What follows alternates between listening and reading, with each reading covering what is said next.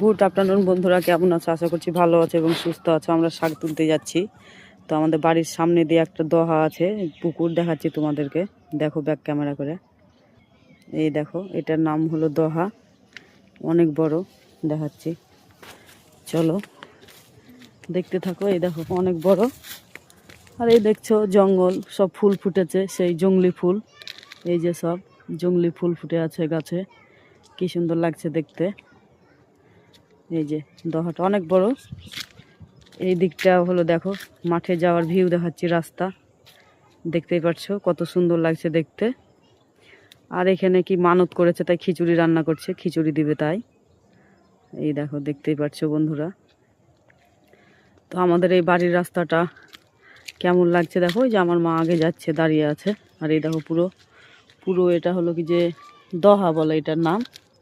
দেখতে পাচ্ছ কত বড় পুকুরটা। এই দেখো, ভাবলাম যে যাচ্ছি যখন তোমাদের একবার দেখিয়ে দিই, তো সেজন্য দেখাচ্ছি।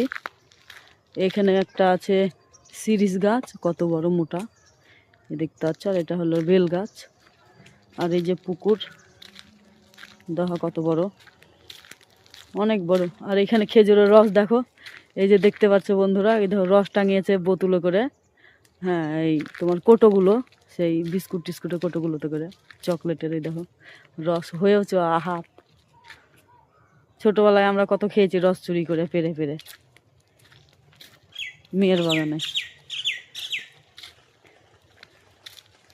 এই যে এই দেখো পুকুরটা শেষই হচ্ছে না, কত বড়। এই যে এখানেও একটা গাছ রসের জন্যই করেছে। এই যে অনেক বড় পুকুরটা। এই তো এই যে ওই মাথায় গিয়ে শেষ। দেখতেই পাচ্ছ চারদিকে বাগান আমের।